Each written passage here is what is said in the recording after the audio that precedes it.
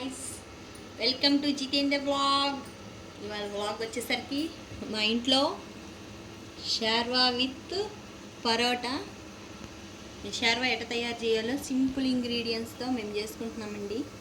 ఇవాళ వచ్చేసరికి షార్వాలో ఫస్ట్ మనం పచ్చి ఉల్లిపాయలని, ఒక ఆనియన్, మాకు సంబంధించినది మేము ముగ్గురమే కదా, అందుకు ఒక ఆనియన్ తీసుకున్నా. దాన్ని దోరగా వేయించుకొని దాంట్లో దాల్చిన చెక్క, అనాస పువ్వు, కొంచెం గసగసాలు వేసుకొని వేయించుకొని పెట్టుకోవాలి. దాన్ని ఇలా పేస్ట్ చేసుకొని పెట్టుకోవాలి. పచ్చి కొబ్బరి కూడా వేసి పేస్ట్ చేసుకొని పెట్టుకోవాలి. తర్వాత వచ్చేసరికి టమాటా కోసుకొని ప్యూరీ చేసుకొని పెట్టుకోవాలి.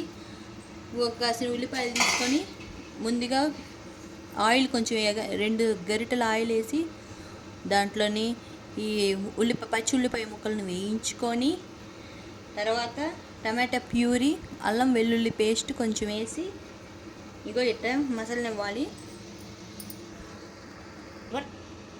దాంట్లో ఇలా బిర్యానీ ఆకు ఉంటాయి కదా, 2 ఆకులు చాలు, వేసుకొని పెట్టుకోవాలి.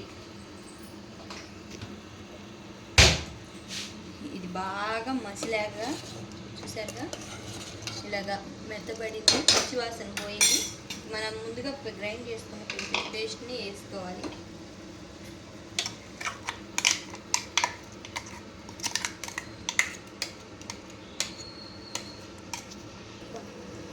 మన మిశ్రమాన్ని కలిపాం కదా, ఇలా వస్తుంది. దాంట్లో కొంచెం నీళ్లు పోసుకోవాలి పల్చగా ఉండటానికి. దీంట్లో ఫస్ట్ ఇంగ్రీడియంట్ వచ్చేసరికి కొంచెం ఉప్పు తగినంత వేసుకోవాలి. మనం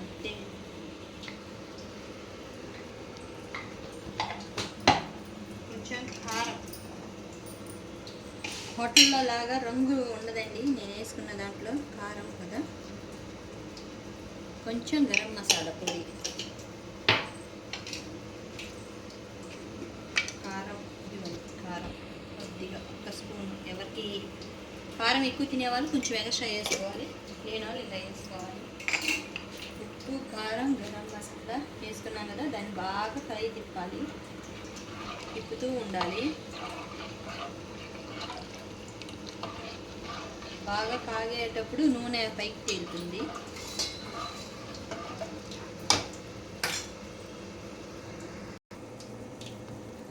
ఇదిగోండి గాయ్స్, ఇలా వచ్చింది ఫైనల్గా షార్వా అనేది. ఇలా ప్రిపేర్ చేసుకున్నాం కదా, ఇలా దీంట్లో పరోటాలో నంచుకొని తింటే చాలా బాగుంటుంది. హోటల్ స్టైల్ అయితే కలర్ ఉండదు, ఇలా మన న్యాచురల్గా ఉంటుంది. షార్వా రెడీ.